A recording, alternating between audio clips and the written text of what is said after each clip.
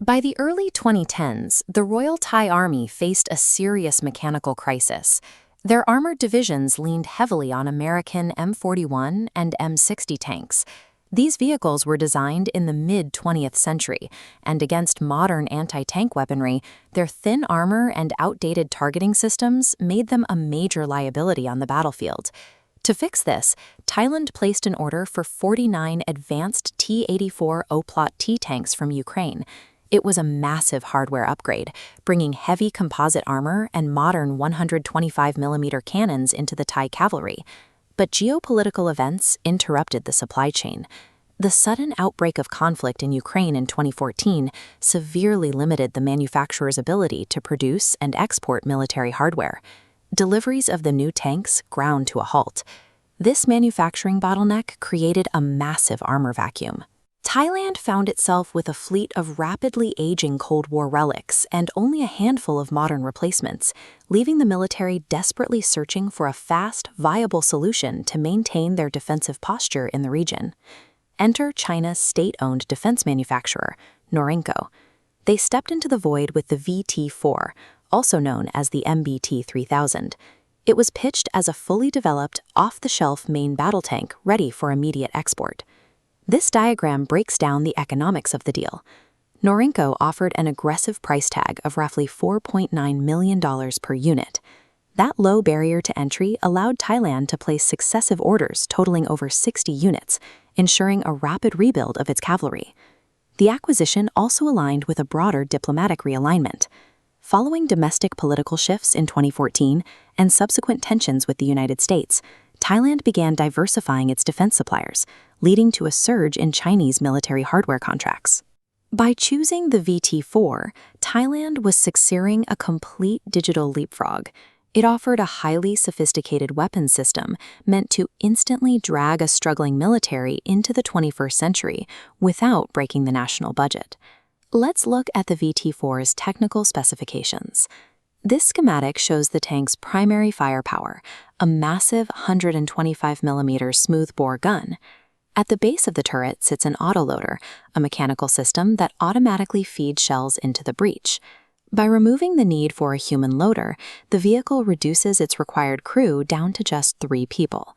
Moving outward, the 52-ton chassis is driven by a turbocharged diesel engine, pushing between 1,200 and 1,300 horsepower. To protect the crew, the hull is wrapped in FY4 explosive reactive armor.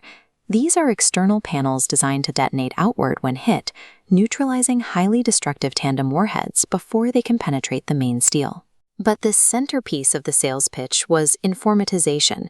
The VT-4 comes equipped with a battlefield management system and secure digital data links. This allows the tank to share real-time coordinates and threat data with a wider network of allied units. It also features a hunter-killer targeting setup. Using third-generation thermal imaging, the tank commander can independently search for heat signatures. Once they lock onto a threat, a single button press commands the turret to automatically snap to that target, ready to fire. On paper, the VT-4 delivered everything a digitized military could ask for. It offered the kind of networked warfare and heavy firepower usually reserved for top-tier Western tanks, but at a fraction of the cost. That paper profile met reality in December 2025. Rising tensions along the border between Thailand and Cambodia erupted into active clashes. The Royal Thai Army deployed elements of their cavalry brigades to the region, marking the VT-4's first major combat deployment. In the initial engagements, the tanks performed exactly as advertised. The advanced thermals and hunter-killer systems pierced through the dense jungle canopy, giving Thai crews a decisive advantage to see and shoot first against older adversary equipment. Then the hardware began to buckle under the strain of continuous combat. After firing approximately 200 rounds of sustained live fire, the 125mm gun barrel of a Thai VT-4 violently ruptured. The explosion split the high-pressure steel and destroyed critical external targeting sensors in the process. This was not an isolated malfunction. Crews operating the tanks during extended missions reported a cascade of failures. The densely packed engine power packs began to severely overheat, and the sensitive electronic systems suffered intermittent glitches while operating in the extreme heat and humidity of the tropical jungle. The unforgiving environment laid bare a critical vulnerability. Pushing the vehicles to their absolute physical limits exposed a stark contrast between a tank's pristine brochure specifications and its actual endurance in a combat zone. Following the clashes, the Royal Thai Army launched a technical investigation into the VT-4 fleet. Their goal was to determine the exact engineering root causes behind the catastrophic barrel bursts and the widespread thermal management issues. The most telling data came directly from the frontline operators. Tank crews submitted feedback stating that their 60-year-old American M60 patents and the older Ukrainian T-84s actually proved more mechanically reliable under sustained fire than the brand-new Chinese armor.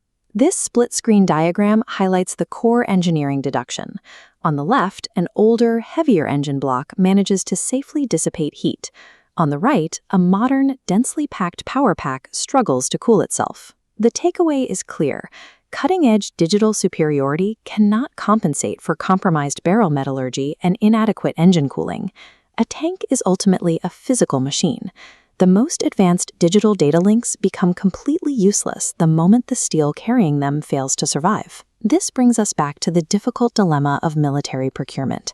Defense ministries constantly weigh the allure of buying a fully loaded, budget-friendly modern tank against the high cost of an older, heavily tested, battle-proven platform.